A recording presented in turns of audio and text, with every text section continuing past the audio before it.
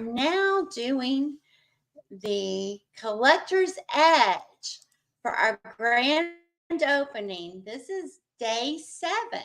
So we're going to get started with the Collector's Edge series.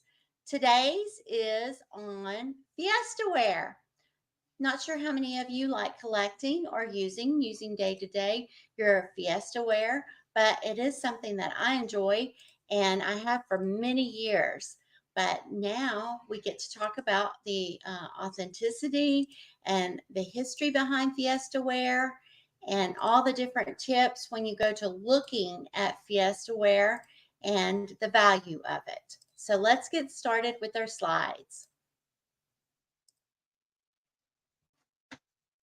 So, Fiesta Ware, the Collector's Edge.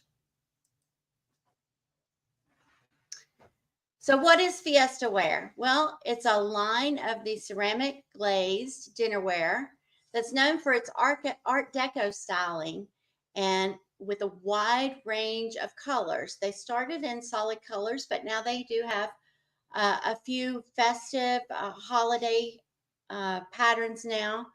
The manufacturer, and it was marketed by the Fiesta Tableware Company, originally the Homer Laughlin China Company in West Virginia.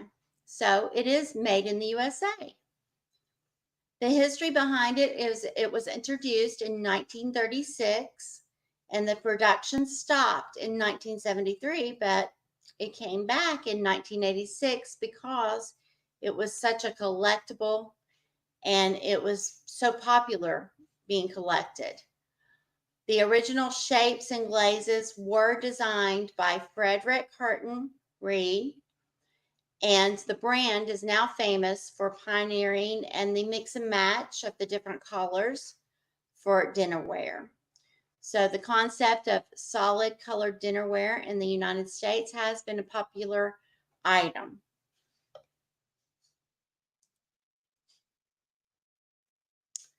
As you can see with this slide, all the different colors of the dinnerware, those are dinner plates.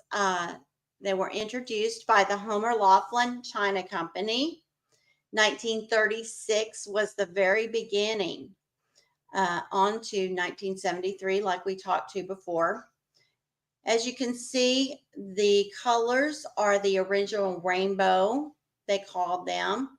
The original 5 colors were the red, the cobalt blue, the light green, the yellow, and there are some different shades of yellow, and the old ivory.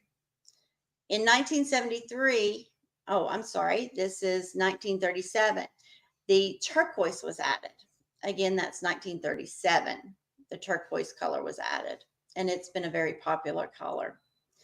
This vintage Fiesta era ran until 1973, with the new colors of rose and gray being added in the 1950s.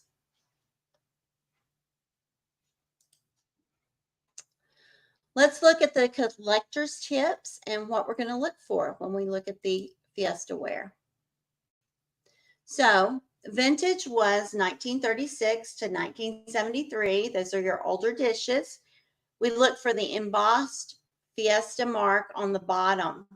And when we look at that, the ink stamp is going to be all lowercase and it'll say Fiesta. And many of the earlier pieces, like the tumblers, they were unmarked. Modern day, being 1986 to present, the ink stamps are going to be all uppercase and it is going to say Fiesta. And the modern mold marks have the big H, the capital H in a circular pattern. And all of the modern pieces are marked. When we look at the foot, known as the foot of the dinnerware, we're going to look at the vintage wet foot. The entire bottom of the piece is going to be glazed. You will see 3 small unglazed pin marks from where the piece rested on the stilts in the kennel to dry. The dry foot is the piece that has an unglazed flat ring on the bottom. This allows it to be fired without the stilts. And this is a primary and very reliable identifier to know that it is a piece of Fiesta ware. Identification tip number 3 is going to be the color and the shape. There are some rare colors. The rarest of the colors is the medium green, which came out in 1959 through 1969. The original red, 1936 to 1943, is also a very highly sought after color.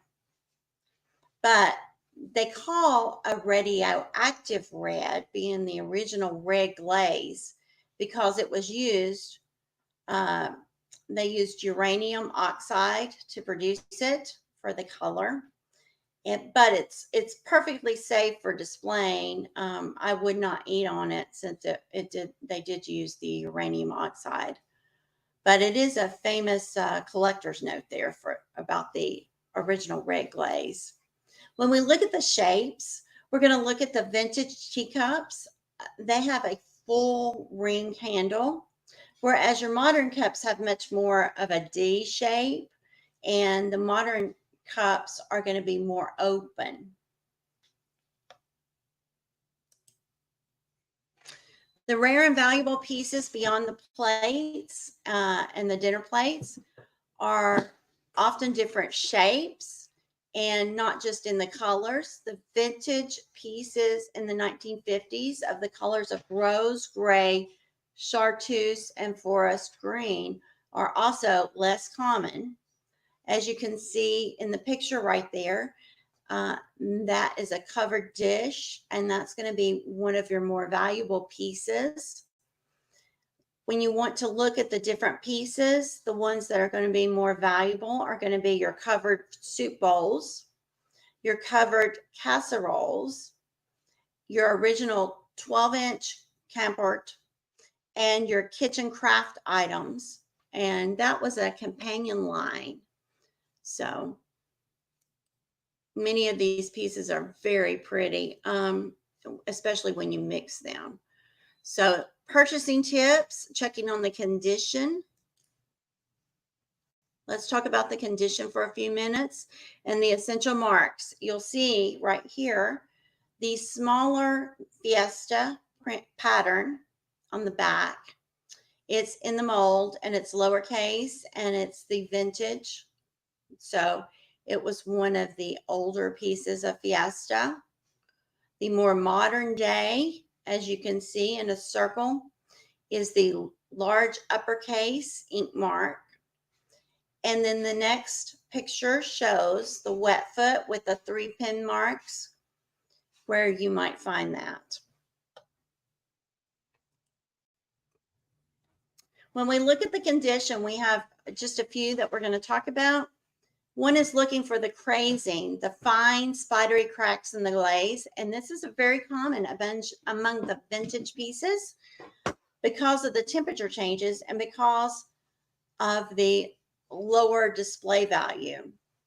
But the temperature changes really did make it difficult for the glaze. So that's why you have the cracks in it. The utensil marks, they're grayish scratches, and they're pretty common. They are deposits from the silverware. They're not a flaw, but heavy marks can be distracting. So I have seen a few ways to try to get rid of those. If you find one on there, there's a process that you can do. It does help with that. Check for the chips or any cracks. Run your finger along the rim or the base. Any small nicks, flea bites, they call them, will reduce the value significantly. Factory seconds, look for any pin pops, any tiny little burst of bubbles, any glaze skips, or any other minor flaws. These were sold at a discount and are very less valuable.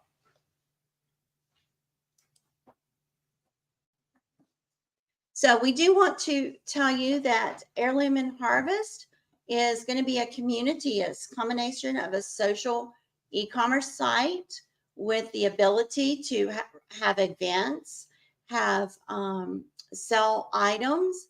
We will in the future be taking vendors, okay? But at Heirloom Harvest, we invite you to be a part of our vibrant community where we like to find the authenticity, and we need to make sure that these are correct for our fellow collectors and enthusiasts like yourself. And we like to trade the items and find the rich histories, because every item has a story behind it. The platform empowers you to confidently buy, sell, and share your treasures, ensuring that every transaction honors the legacy behind each cherished item. The next slide is going to show you where you can get in touch with us at Heirloom Harvest and heirloomharvest@gmail.com. Thank you for tuning in, and have a good evening.